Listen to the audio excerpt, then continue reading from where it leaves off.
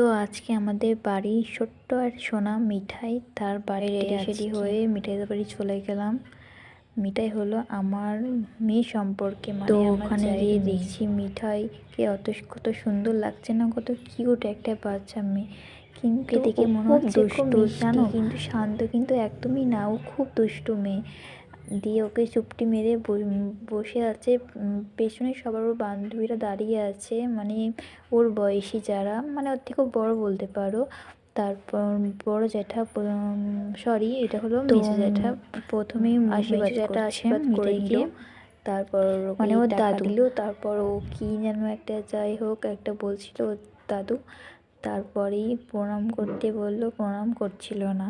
তো যাই হোক তারপরেই চলে এলো, নেক্সট হলো মানে মেয়ে যেটি চলে এলো, ওর যেটা ঠাম্মা হয় সে এসে চলে এলো আশীর্বাদ করতে। তো যাই